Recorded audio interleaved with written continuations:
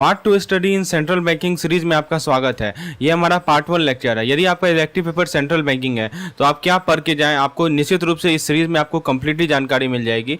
तो ये हमारा एक सीरीज चलेगा 1 2 3 पार्ट करके। आप उस एक एक सीरीज के वीडियोस को देखें। इसमें मैं आपको जो पिछले 3 से 4 साल में जो सवाल पूछे गए थे सेंट्रल बैंकिंग से, उससे रिलेटेड मैं आपको थ्योरी प्रोवाइड करूंगा, उससे रिलेटेड एमसीक्यूज प्रोवाइड करूंगा। ये बहुत ही सक्सेसफुल सीरीज है आपके लिए। एक एक पॉइंट को ध्यान से समझे, वीडियो में अंतिम तक बने रहें। चलिए शुरुआत करते हैं हम लोग पहले नंबर पेज नंबर 8 के साथ। पेज नंबर 8 पे आ जाइए और यहाँ पे आप पढ़ के जाइए 2-3 पॉइंट जो कि मैं आपको बता रहा हूँ। सबसे पहले आप देखिए कि फेडरल रिजर्व सिस्टम स्ट्रक्चर कैसा है, इसके अंदर कौन कौन आता है, ये इंपॉर्टेंट है। सबसे पहले हमारे बोर्ड ऑफ गवर्नर आते हैं। तो ये जो बोर्ड ऑफ गवर्नर होते हैं, इसके अंदर कौन होते हैं दोस्तों?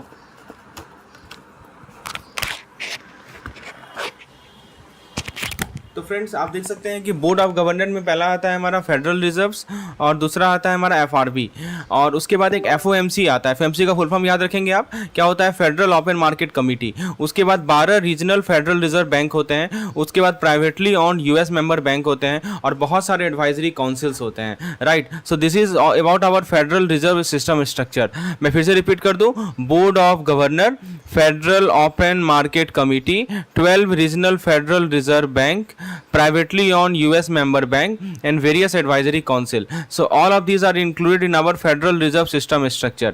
अब देखिए, यदि हम बात करें बोर्ड ऑफ गवर्नर की, तो ये यूएसए के प्रेसिडेंट के द्वारा अपॉइंट किए जाते हैं। इसके अंदर 7 मेंबर्स होते हैं। प्रेसिडेंट के द्वारा नॉमिनेट किया जाता है और सीनेट के द्वारा कंफर्म किया जाता है।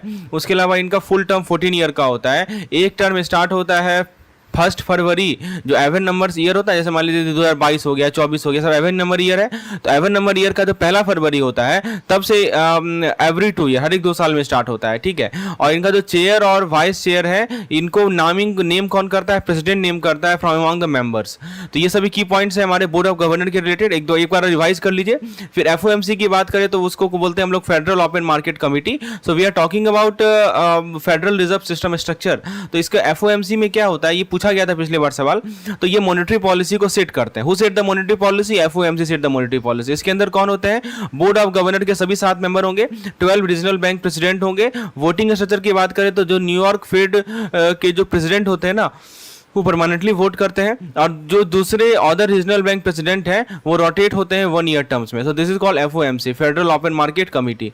एक यूनिक स्ट्रक्चर की बात करें तो यहाँ पे प्राइवेट और पब्लिक कंपोनेंट दोनों को इन्वॉल्व होता है। ठीक है, और ये हमारे पब्लिक और प्राइवेट बैंक के दोनों के इंटरेस्ट को सर्व कर सकते हैं। So they can serve the interest of private and public bank also. तो चलिए, यहाँ तक हमने देखा। पहला सवाल है who appoint the board of governor of the Federal Reserve System? तो बताइए, बोर्ड ऑफ गवर्नर जो अब फेडरल रिजर्व सिस्टम होता है, किसको कौन अपॉइंट करता है? Senate, house of representative, president of USA, vice president of USA. सही जवाब है इसका प्रेसिडेंट ऑफ यूएसए। अभी मैंने बताया था कि जो बोर्ड ऑफ गवर्नर होते हैं, बीओजी होते हैं फेडरल रिजर्व का, इसको कौन अपॉइंट करता है? इसको अपॉइंट किया जाता है हमारे प्रेसिडेंट ऑफ यूएसए के द्वारा। राइट, तो please remember it, very very important from examination point of view. उसके बाद आता है कि how many member are there on board of governor of the federal reserve system. कितने मेंबर होते हैं, बता सकते हैं? how many member are there in the board of governor?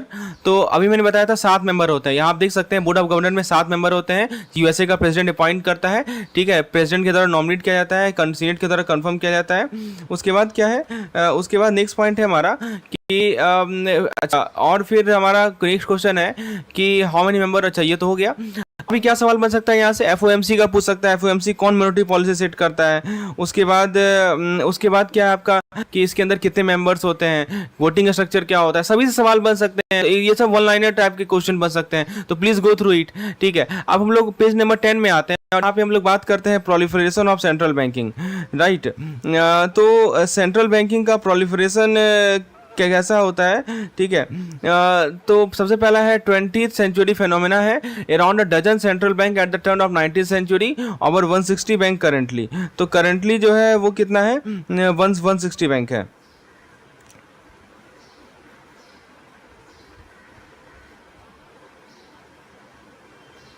तो देखिए सिंपल सी बात है, प्रोलिफरेशन में 20th सेंचुरी फेनोमेना है, around a dozen central bank at the turn of 19th century, और 160 कर सेंट्रल बैंक है करेंटली, अभी 160 सेंट्रल बैंक है। और यदि हम बात करें इमरजेंस का क्या कारण है, तो यहाँ पे बैंकिंग का जो कॉम्प्लेक्सिटी है वो बढ़ गया है, पहला पॉइंट। दूसरी बात है कि जो फाइनेंशियल सेक्टर है वो हमारे इकोनॉमी में इंटीग्रल हो गया है। और तीसरा पॉइंट है कि बैंक का फेलियर और depositor concern about fund safety, ये तीसरा कारण है इमरजेंस का, राइट। और नेक्स्ट पार्ट है हमारा emergence and multiplication of nation state. तो this are the reason of emergency, complexity, financial sector become integral to economy, bank failure and depositor concern about fund safety, emergence and multiplication of nation state. तो याद रखिएगा ये सभी emergence के कारण है, central banking के इमरजेंस के कारण है। अब सवाल है कि सेंट्रल बैंक का फंक्शन क्या होता है। ओके, सो सेंट्रल बैंक का फंक्शन क्या होता है, तो ये सबसे पहले ऑथराइज करता अथॉरिटी होता है नोट इशू के लिए, this is a perfect authority for note issue. और ये बैंकर और लेंडर टू द गवर्नमेंट होता है, राइट। तो ये जो होता है हमारा, this is a banker and lender to the government and regulation on supervision of banking entities and lender of large resort to the bank, right. तो ये सब याद रखिएगा, सेंट्रल बैंकिंग का फंक्शन है। तो अथॉरिटी टू इशू, ठीक है। उसके बाद नेक्स्ट क्या है कि banker and lender to government, regulation and supervision of bank and financial entity, lender of the large resort to bank. पहला सवाल है कि how many central bank were there at the turn of 19th century. 19th century में कितने central bank थे, बस data है आपका 160 लगभग, डजन थे, देखिए डजन सेंट्रल बैंक। तो क्या आंसर होगा, around a dozen. What is the main primary function of central bank. सेंट्रल बैंक का प्राइमरी फंक्शन क्या है, authority for note issue, banker and lender to the government, regulation and supervision of bank and financial entity. तो सही जवाब है इसका regulation and supervision of banking and financial entity. Page number 22 में आ जाइए और यहाँ पे हम लोग बात करते हैं core function of central bank की। So let's talk about the core function of central bank.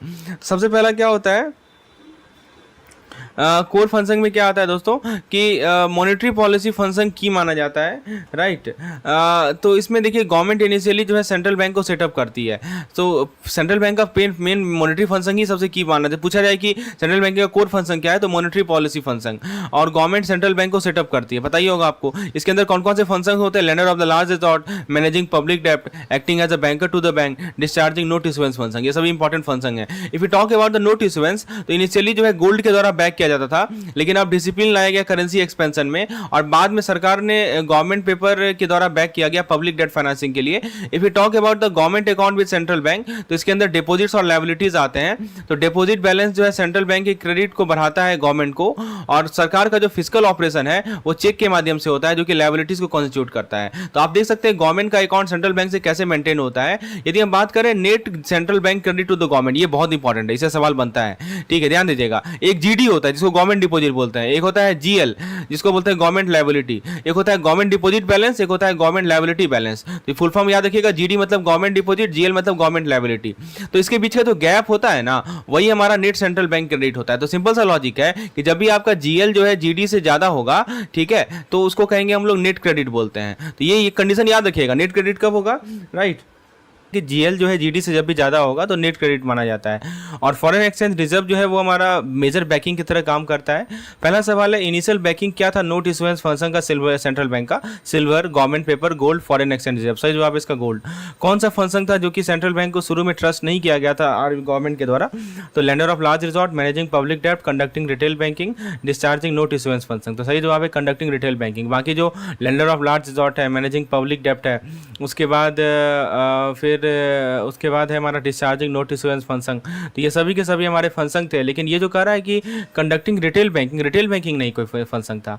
अच्छा, सवाल है कि नेट क्रेडिट कब होगा गवर्नमेंट को, net credit, net central bank credit कब होगा। तो अभी मैंने बताया कि आपका एक होता है जीएल और एक होता है जीडी। जीडी क्या होता है, गवर्नमेंट डिपॉजिट, और जीएल क्या होता है, गवर्नमेंट लायबिलिटी। तो जब भी जीएल जो है जीडी से ज़्यादा होता है ना, तो उस केस में नेट क्रेडिट होता है। तो ऑप्शन ये कह रहा है कि when the government deposit exceed government liability, when the government liability exceed government deposit, yes option B correct है, when government deposit and government liability are equal. तो सही जवाब है option number B. Page number 23 में आ जाइए और यहाँ पे आप पढ़िए कि हमारे जो मनी सप्लाई में चेंजेस आते हैं उसके मेजर सोर्सेज कौन कौन से हैं। तो देखिए कुछ वेरिएबल होते हैं जो कि मनी सप्लाई को इन्फ्लुएंस करते हैं। If you talk about the monetary policy instrument, the central bank जो है बहुत सारे इंस्ट्रूमेंट को यूज करता है। पहला होता है हमारा सीआरआर। बैंक जो है अपने डिमांड एंड टाइम लायबिलिटी के एक प्रपोर्शन जो है सेंट्रल बैंक के पास मेंटेन करती है, और ये जो रिजर्व है ना वो इकोनॉमिक सिनेरियो पे डिपेंड करता है। अब देखिए कुछ मनी का मैं नाम बताता हूँ, बेस मनी, रिजर्व मनी और हाई पावर मनी। दोस्तों ये जो कंटेंट है हमारा व्हाट टू स्टडी पीडीएफ, ये हमारे कैप्सूल कोर्स का पार्ट है। कैप्सूल कोर्स के अंदर आपको WTS के अलावा, व्हाट टू स्टडी की पीडीएफ के अलावा 2000 प्लस MCQs मिलते हैं, आपको कैप्सूल पीडीएफ मिलता है, module wise quick revision PDF मिलता है, उसके अलावा दोस्तों आपको प्रीवियस ईयर क्वेश्चंस मिलते हैं। तो ये सभी चीज़ें आपको हमारे कैप्सूल कोर्स के अंदर मिलते हैं। If you want to avail this capsule course you can WhatsApp me on this particular number, और in the description section I have provided the link of the particular video of the particular course, you can access it from there. तो now let's continue our discussion. तो अभी हम लोग base money, reserve money और high power money की बात कर रहे हैं। तो इसके अंदर क्या होता है कि जो भी रिजर्व बैंक मेंटेन कर रही है सेंट्रल बैंक के साथ cash in hand with the bank, उसको हम लोग बोलते हैं that is called as base money. ठीक है, अब देखिए बेस मनी यदि इंक्रीज होगा तो हमारा मनी सप्लाई एक्सपेंड होगा। ठीक है, तो ये चाहे बेस मनी बोले, चाहे रिजर्व मनी बोले, चाहे हाई पावर मनी बोले, इसके अंदर जो भी रिजर्व बैंक मेंटेन कर रही है सेंट्रल बैंक के साथ और cash in hand with the bank. If you talk about the MM क्या होता है? Money supplier, money multiplier. Money multiplier क्या होता है कि जो मनी सप्लाई है और जो बेस मनी है दोनों के बीच का जो रेशियो होता है उसको हम लोग मनी मल्टीप्लायर बोलते हैं। सिंपल सा लॉजिक है, money supply upon base money, इसका जो रेशियो होता है उसको हम लोग मनी मल्टीप्लायर बोलते हैं, that is called as money multiplier. ठीक है, तो ऐसे भी आप इसको याद रख सकते हैं। देखिए एम यहाँ पे है ना, इसको मैं आपको याद करवा देता हूं क्योंकि ये फॉर्मूला बहुत इंपॉर्टेंट है। यहां देखिए एम ले लीजिए और यहां से एम ले लीजिए। ठीक है, तो ये एम वही एम हो गया, समझे? तो ऊपर भी एम है और नीचे भी एम है, बस यहाँ एस लिख देना है, यहाँ बी लिख देना है। Money supply upon base money, ये क्या होता है? हमारा मनी मल्टीप्लायर होता है। तो यदि बेस मनी बढ़ेगा तो इस कारण से क्या होगा? Multiplier times increase in MS. ठीक है, तो if base increase in base money result in, obvious सी बात है, आप खुद सोचिए ना कि एमएस को नहीं ले सकते आप, एमएम इंटू बीएस लिख सकते हैं ना? लिख सकते हैं कि नहीं लिख सकते? बिल्कुल लिख सकते हैं। अब आप ये सोचिए कि यदि हमारा बीएस बढ़ जाए और तो ये ज्यादा गुना मल्टीप्लाई नहीं हो जाएगा, मान लीजिए कि 2 गुना बढ़ा तो ये 5-6 गुना मल्टीप्लाई हो जाएगा, क्योंकि एमएम से मल्टीप्लाई कर रहे हैं हम लोग। वही कह रहा है कि increase in BM result in multiplier times increase in MS. समझ में? तो यदि मान लीजिए कि एमएम है 1.8 का, मनी मल्टीप्लायर है 1.8 का, और बीएम जो है ना 2000 करोड़ बढ़ेगा, तो अब बता सकते हैं कि एमएस में कितना इंक्रीज होगा? तो सिंपल सा लॉजिक है, एमएस बराबर क्या होता है? हमारा बीएम इंटू एमएम होता है। एमएम हमारा 1.8, इसमें 2000 का इंक्रीमेंट हुआ, तो 2000 गुने 1.8 कितना होगा? 3600 नहीं हो जाएगा? तो 3600 हमारा 3600 करोड़ का इंक्रीज हो जाएगा हमारे एमएस में। समझ में? तो यही चीज़ है। तो देखिए ये जो हमारा मनी मल्टीप्लायर होता है ना, हमारे मॉनेटरी पॉलिसी फॉर्मुलेशन के लिए बहुत क्रिटिकल होता है, और इसका इंपॉर्टेंस इकोनॉमिक और फाइनेंशियल डेवलपमेंट पे डिपेंड करता है। चलिए अब एक सवाल देखते हैं कि what is the cash reserve ratio. Cash reserve ratio क्या होता है? The ratio of bank cash in hand to total deposit, यानी बैंक का जो कैश इन हैंड है और टोटल डिपॉजिट है, इसका रेशियो होता है। देखिए सीआरआर की बात करें तो सीआरआर के अंदर ये तो गलत है। The proportion of bank demand and time liability to maintain with the central bank, ये सही है। ध्यान दीजिएगा कि बैंक का जो डीटीएल होता है, जो सेंट्रल बैंक के पास मेंटेन करना पड़ता है, उसका जो प्रपोर्शन होता है उसको हम लोग बोलते हैं सीआरआर। अब देखिए एक सवाल है, मनी मल्टीप्लायर दे रखा है 1.8, बेस मनी दे रखा है, बेस मनी जो है 2000 करोड़ से बढ़ता है, तो मनी सप्लाई में क्या इंक्रीज होगा? तो सिंपल सा लॉजिक है, मनी सप्लायर जो होता है वो base money into money multiplier होता है, आपको पता होगा। तो बेस मनी यहाँ पे हमारा है 2000 से बढ़ रहा है, और मनी मल्टीप्लायर जो है वो 1.8 हो है, तो बेसिकली 3600 जो होगा वो मनी सप्लाई नहीं हो जाएगा 3600 करोड़। तो ऑप्शन नंबर सी हमारा करेक्ट आंसर होगा। समझ में? चलिए अब पेज नंबर 29 में आते हैं। 29 नंबर पेज में हम पढ़ते हैं great depression and government intervention. तो देखिए यहाँ पे जो हमारा लेजास फेयर फिलॉसफी था ना, उसका लिमिटेशन को एक्सपोज किया। आपको पता होगा इस लेजास फेयर के बारे में, आप जानते होंगे।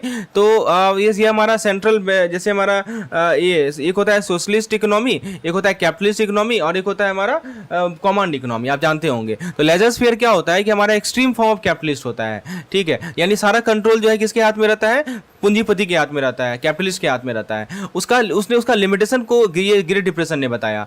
इसने बताया कि गवर्नमेंट का इंटरवेंशन करना कितना इंपॉर्टेंट है। ऐसा नहीं है कि आप पूरा का पूरा सब कुछ कैपिटलिज्म में ही दे सकते हैं, दिस इज रॉन्ग। तो यहाँ पे आता है केन्जियन इकोनॉमिक थ्योरी। तो जॉन मेनार्ड किन्स ने एम्फेसाइज किया physical policy for economic recovery. यदि हमारी अर्थव्यवस्था को रिकवर करना है तो फिजिकल पॉलिसी बहुत जरूरी है। और जनरल थ्योरी जो इनका था, उनका फोकस था फिजिकल पॉलिसी पे, ना कि प्राइस स्टेबिलिटी पे।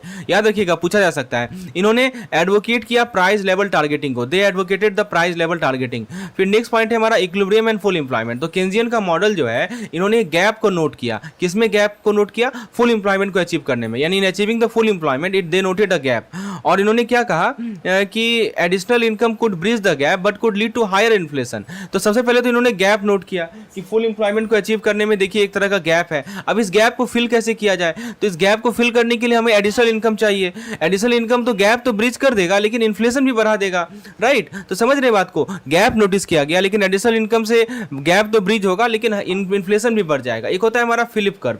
फिलिप्स कर्व क्या होता है आइए समझते हैं। तो देखिए एक तरफ है हमारा इन्फ्लेशन, ये बहुत इंपॉर्टेंट कर्व है, ध्यान से समझिएगा, और एक तरफ है हमारा ग्रोथ। तो ये जो इन्फ्लेशन और ग्रोथ के बीच में जो ट्रेड ऑफ होता है ना, उसी को हम लोग फिलिप कर्व बोलते हैं। इसने क्या सजेस्ट किया कि इन्फ्लेशन जो है ग्रोथ को बूस्ट कर सकता है, लेकिन बाद के एविडेंस में ये देखा गया कि जो हमारा हायर इन्फ्लेशन है वो ग्रोथ के लिए बहुत ही ज्यादा खतरनाक है, डेट्रीमेंटल है। और यही इसीलिए कहा जाता है कि फिलिप कर्व का शॉर्ट टर्म रेलेवेंस था। तो फिलिप कर्व के बारे में की पॉइंट समझ में आ गया ना। यदि आपसे पूछा जाए तो आप जवाब दे सकते हैं ना कि इन्फ्लेशन और ग्रोथ के बीच में ट्रेड ऑफ को इंडिकेट करता है, लेकिन शुरू में कहा कि इन्फ्लेशन जो है ग्रोथ को बूस्ट कर सकता है, लेकिन बाद में कहा गया कि हाई इन्फ्लेशन जो है ग्रोथ के लिए डेट्रीमेंटल है। और ये फिलिप्स कर्व का बहुत ही शॉर्ट टर्म रेलेवेंस है। देखिए जो भी पॉइंट मैं आपके साथ डिस्कस कर रहा हूं सभी के सभी क्वेश्चंस एग्जामिनेशन में पूछे गए हैं, इसलिए दोस्तों सभी को अच्छे तरीके से समझे। पहला सवाल आपके स्क्रीन पर है, who emphasized the role of fiscal policy in economic recovery during the great depression.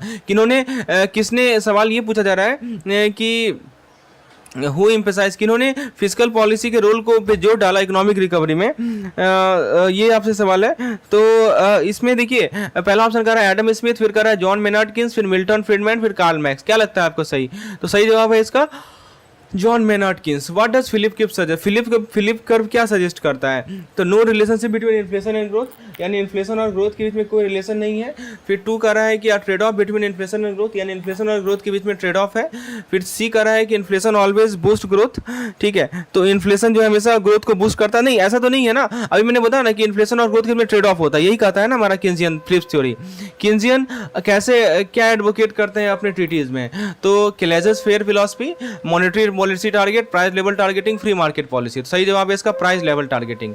Page number 144 में आइए और यहाँ पे जो हाई लेवल कमेटी था बैलेंस ऑफ पेमेंट में, उसको पढ़ के जाइए। इसके चेयरमैन कौन थे? सी रंगाराजन, ठीक है। चेयरमैन कौन थे दोस्तों?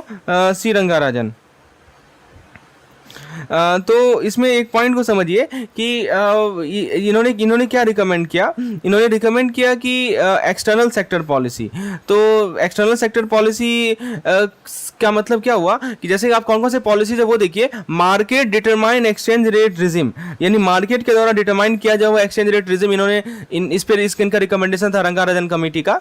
उसके बाद दोस्तों नेक्स्ट है कि लिबरलाइजेशन, ध्यान दीजिएगा, liberalisation of current account transaction, यानी उदारीकरण। जो भी हमारा आप देखिए 2 तरह का अकाउंट है, कैपिटल अकाउंट और करंट अकाउंट, राइट। आपको पता होगा कैपिटल अकाउंट जिसमें हम विदेश फॉरेन करेंसी में, फॉरेन कंट्रीज में यदि कुछ एसेट या लायबिलिटीज खरीदते हैं, राइट। तो यहाँ पे क्या कहा जा रहा है कि आपका liberalisation of current and current account transaction और shift in capital flow from डेब्ट टू नॉन डेब्ट क्रिएटिंग फ्लो। हाँ, पहले देखिए हमारे पास डेब्ट क्रिएटिंग फ्लो था, लेकिन अब क्या इसमें इन्होंने क्या फोकस किया कि वो शिफ्ट करें, राइट। कहाँ से शिफ्ट करें? डेब्ट से नॉन डेब्ट क्रिएटिंग फ्लोज में आए। एक्सटर्नल कमर्शियल बोरिंग को रेगुलेट करें, आप इसे फेमिलियर एक्सटर्नल कमर्शियल बोरिंग से, राइट। उसके बाद कह रहा है कि वोलेटाइल एनआरआई फ्लो को डिस्करेज करें। ये सब एक एक पॉइंट को पूछा जाएगा। फिर freedom from outflow with inflow, dormant dissociation from external resistant flow intermediation, ये सभी पॉइंट्स हैं। एक होता है हमारा LERMS, क्या होता है? Liberalise exchange rate management system. कब लाया गया? तो मार्च 1992 में लाया गया। ये एक तरह का समझिए कि डुअल एक्सचेंज रेट मैकेनिज्म है। तो ये की पॉइंट याद रखिएगा, dual exchange rate mechanism. Unified exchange rate system में ट्रांजिशन हुआ था मार्च 1993 में। इसमें क्या होता है कि market determined exchange rate of rupees होता है।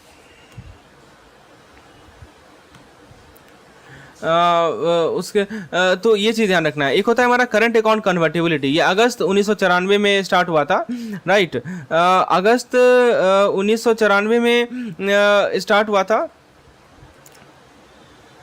India accepted article 7 of the article 8 of the IMF article of agreement. तो IMF का जो आर्टिकल ऑफ एग्रीमेंट था उसका जो है ये आर्टिकल नंबर 8 को इंडिया ने एक्सेप्ट किया था। कब? 1994 में स्टार्ट हुआ था करंट अकाउंट कन्वर्टिबिलिटी। पहला सवाल, who chair the high level committee? किन्होंने हाई लेवल कमिटी को चेयर किया था exchange rate balance of payment का 1993 में? तो बताइए किसने किया था? तो ये किया था हमारे सी रंगाराजन ने।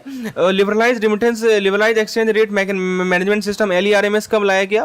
तो LERMS कब लाया गया था बता सकते हैं? तो सही जवाब है इसका 1991, 1992, 1993 या 1994। अभी जो सबने देखा 92 में लाया गया था, 1992 में लाया गया था LERMS। फिर है सवाल कि what major milestone in the foreign exchange policy in India achieve? अगस्त 1994 में भारत ने कौन सा सवाल है, अगस्त 1994 में भारत ने कौन सा माइलस्टोन अचीव किया था फॉरेन एक्सचेंज पॉलिसी में?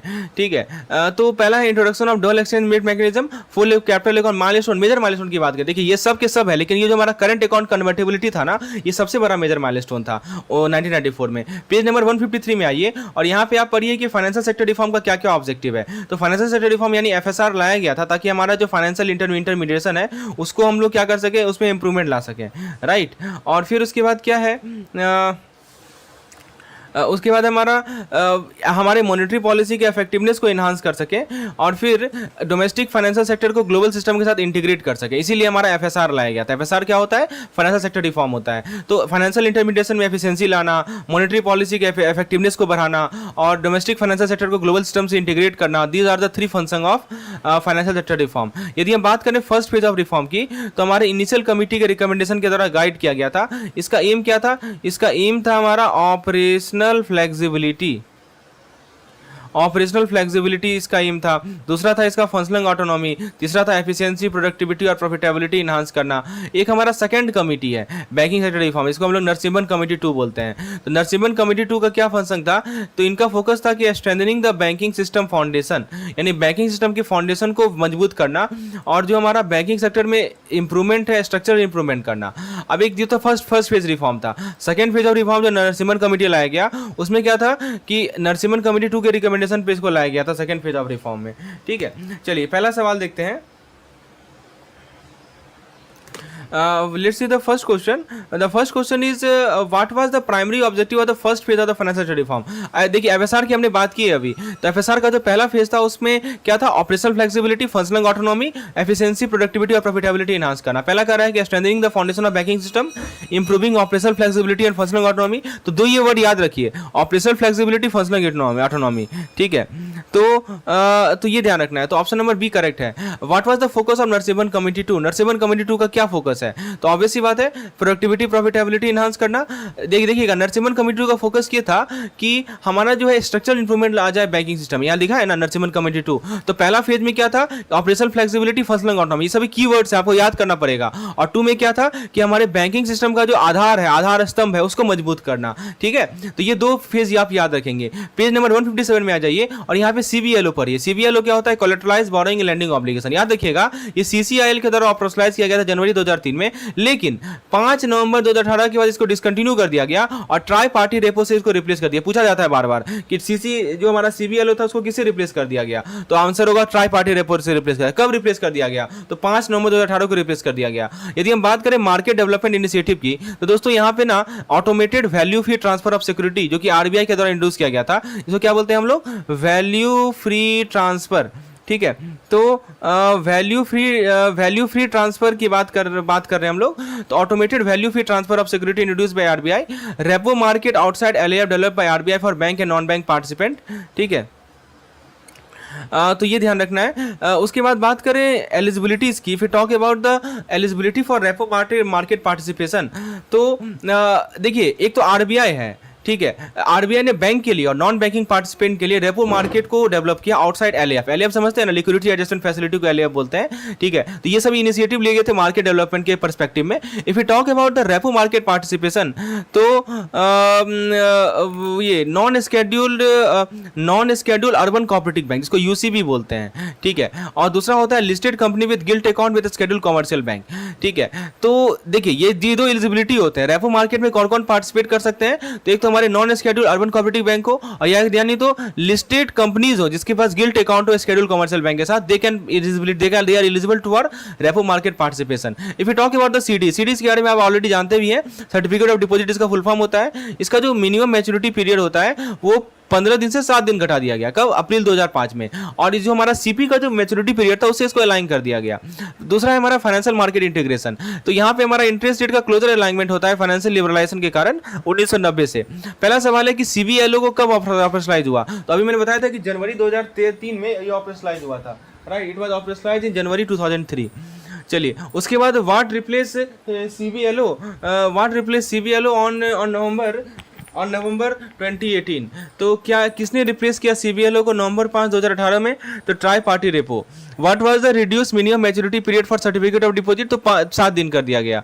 अब देखिए पेज नंबर 195 में आ जाइए और हम लोग बात करते हैं मॉनेटरी पॉलिसी के ऑब्जेक्टिव को। देखिए, ideal number of objective should be limited.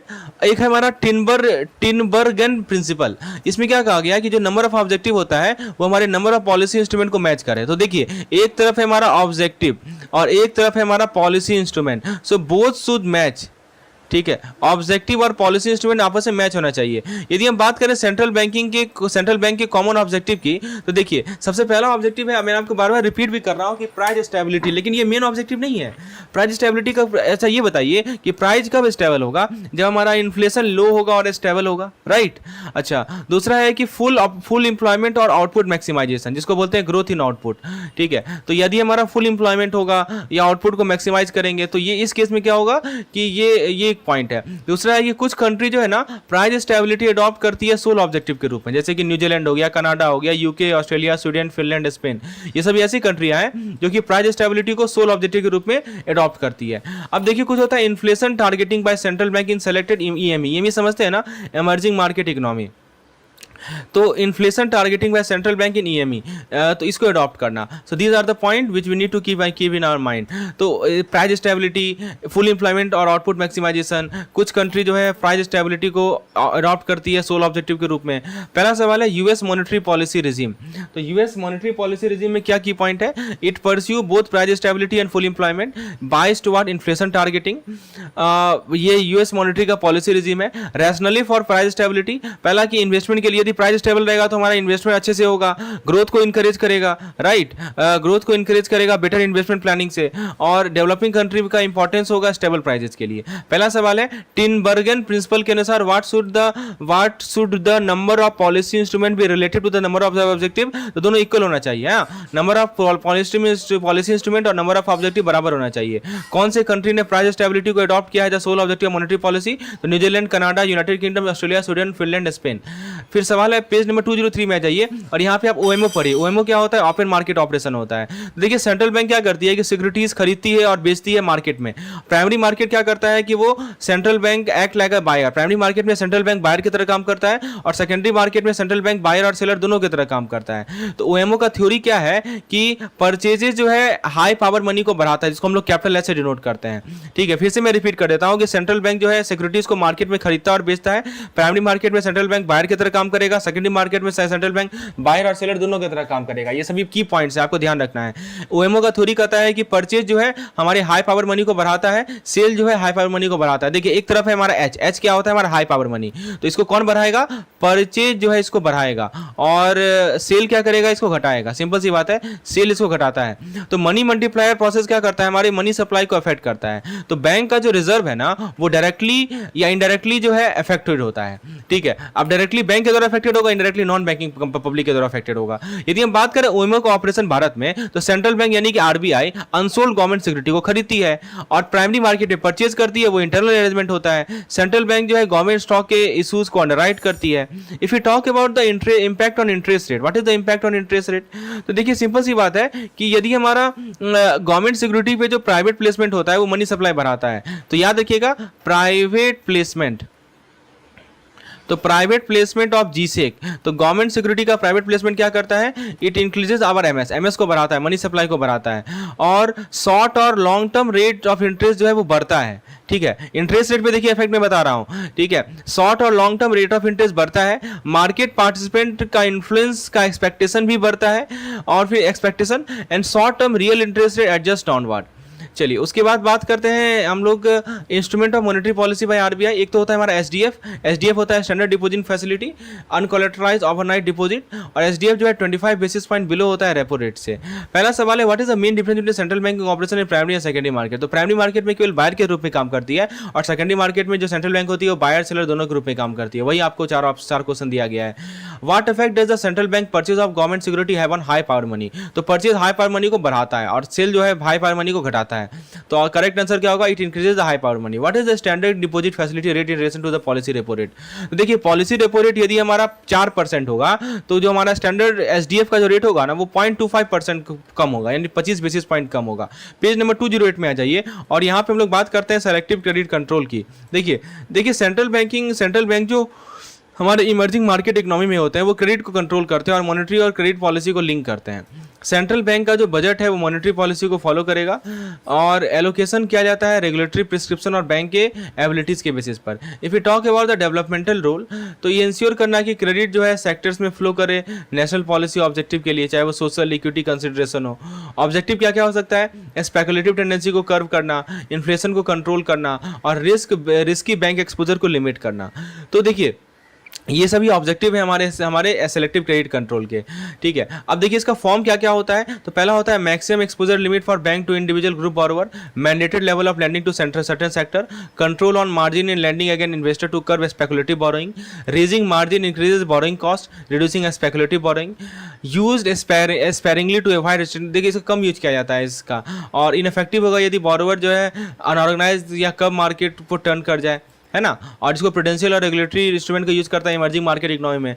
Priority sector lending in India enforce by the Reserve bank of India for agriculture development. इनमें से कौन सा प्राइमरी ऑब्जेक्टिव है सेलेक्टिव कंट्रोल का, ईएमई में increase bank profit, curbing speculative, yes ये important है, speculative trading tendency को कर्व करना, रोकना, राइट। तो ये ध्यान रखना है। उसके बाद which institution ensure the implementation of priority sector lending target in India. तो reserve bank of India. Reserve bank of India ने प्रायोरिटी सेक्टर लैंडिंग टारगेट को इंप्लीमेंट किया, तो ऑप्शन नंबर सी करेक्ट है। चलिए उसके बाद हम लोग देखते हैं थ्योरेटिकल फ्रेमवर्क अंडरलाइंग एलएएफ। ये यहाँ से एक न्यूमेरिकल होता है। देखिए सेंट्रल बैंक का जो लिक्विडिटी है ना वो मॉनेटरी पॉलिसी इंप्लीमेंटेशन के लिए बहुत क्रूशियल होता है। उसमें क्या है, वो पहला होता है हमारा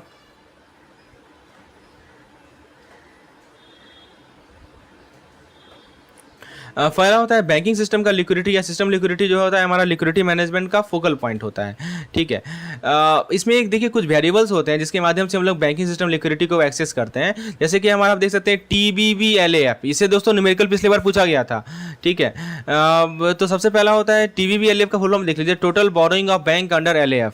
ठीक है, तो जितने भी बोरोइंग होते हैं रेपो, MSF और SLMF में, ठीक है, वो सब के सब हमारे TBBLAF के अंदर आते हैं। ठीक है, तो TBB का फुल फॉर्म क्या रहेगा, total borrowing of bank under LAF बोलते हैं। फिर एक होता है हमारा RRD यानी रिजर्व रेपो डिपॉजिट, इसका जो टोटल होता है, ठीक है, उसको हम लोग RRD बोलते हैं। एक होता है हमारा NBLAF क्या होता है, नेट बोरोइंग ऑफ बैंक। देखिए LAF तो सब LAF सब में है, LAF यहाँ भी है, LAF यहाँ भी है। LAF मतलब जानते होंगे आप, लिक्विडिटी एडजस्टमेंट फैसिलिटी। पहला क्या लिख रहा है, TBB का होता है टोटल बोरोइंग ऑफ बैंक। एक होता है NB होता है नेट बोरोइंग। तो अंदर समझ में आ रहा है ना, तो नेट बोरोइंग ऑफ बैंक यदि आपको निकालना है ना तो टोटल बोरोइंग में से जो RRD है उसको माइनस करना पड़ेगा। ये याद रख लीजिए दोस्तों, ये जो मैं आपको बता रहा हूं इसे न्यूमेरिकल पूछेगा, फिर से मैं रिपीट कर रहा हूं, केस स्टडी पूछता है। ठीक है, तो जो भी रेपो, MSF, SLMF के अंदर बोरोइंग होता है सब TBBLAF के आता है। उसमें से यदि हम रिवर्स रेपो डिपॉजिट को माइनस कर दें तो हमें हमारे पास नेट बोरोइंग आ जाएगा। जैसे आपका सिंपल सी बात है, जैसे ग्रॉस सैलरी होता है, नेट सैलरी होता है, तो क्या करते हैं, जो आपका डिडक्शन है उसको माइनस करते हैं ना। तो सिमिलरली समझिए कि जो TDBLAF है वो ग्रॉस है, ग्रॉस बोरोइंग है, और ये हमारा नेट बोरोइंग है। तो उसमें जो हमारा रिजर्व रेपो डिपॉजिट है उसको माइनस कर रहे हैं। जो एक्चुअल रिजर्व होता है वो reserve maintain by bank with RBI होता है, यानी RBI के पास बैंक कितना रिजर्व मेंटेन कर रही है, ये एक्चुअल रिजर्व हो गया। और जो रिक्वायर्ड रिजर्व होता है वो स्टैट्यूटरी रिजर्व होता है, जो कि हमें मेंटेन करना है RBI के पास। तो जो एक्सेस रिजर्व होगा वो होगा AR माइनस RR। समझ में आ रहा है आपको। एक होता है एक्चुअल रिजर्व जो कि हमें बैंक को RBI के पास रिजर्व मेंटेन करना है। एक होता है रिक्वायर्ड रिजर्व यानी स्टैट्यूटरी रिजर्व जो कि मेंटेन करना है बैंक को RBI के साथ, जो मतलब इतना तो करना ही करना है। तो एक्सेस रिजर्व जो हम बैंक, सिंपल सी बात है दोस्तों, सिंपल सी बात ऐसे समझिए कि आप बैंक, कोई बैंक है RBI के पास रिजर्व जमा कर रही है। एक तो होता है कि मान लीजिए कि 200 करोड़ आरबीआई बोल रही है कि आपको करना ही करना है, तो उसको हम लोग बोलेंगे रिक्वायर्ड रिजर्व 200 करोड़। लेकिन मान लीजिए बैंक ने ज्यादा जमा कर लिया, 400 करोड़ जमा कर दिया, तो जो 200 करोड़ ज्यादा हो गया ना, यहाँ 300 करोड़ मान लीजिए जमा कर लिया, तो 100 करोड़ ज्यादा जमा नहीं किया, यही होगा हमारा एक्सेस रिजर्व। तो कुछ बड़ा चीज तो है नहीं, बस फॉर्मूला आपको माइनस कर देना है। तो ये 4 फॉर्मूला याद रहेगा ना। बस एक और चीज देख लीजिए, बीएसएल क्या होता है, बैंकिंग सेक्टर लिक्विडिटी, इसको निकालना है तो एनबीएलएफ में से ईआर को माइनस कर दीजिए। तो यदि हमारा पॉजिटिव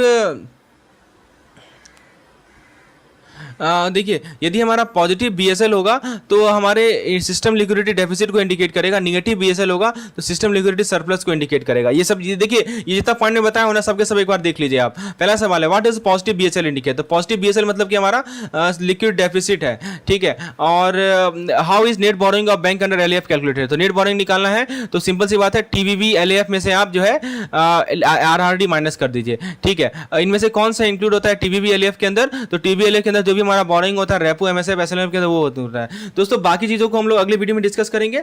यदि आप हमारे चैनल को सब्सक्राइब कर लीजिए और बेल आइकन को प्रेस कर दीजिए, जैसे मैं वीडियो अपलोड करूं उसका लिंक आपको तुरंत मिल जाए। और यदि आपको कैप्सूल कोर्स की रिक्वायरमेंट है तो मुझे व्हाट्सएप कर सकते हैं इस पार्टिकुलर पीडीएफ पर। हमारे कैप्सूल कोर्स के अंदर आपको एमसीक्यूज पीडीएफ, थ्योरी पीडीएफ, इस प्रकार के व्हाट टू स्टडी पीडीएफ और हमारा आपको प्रीवियस ईयर क्वेश्चन, ये सभी चीज आपको मिल जाएंगे। धन्यवाद।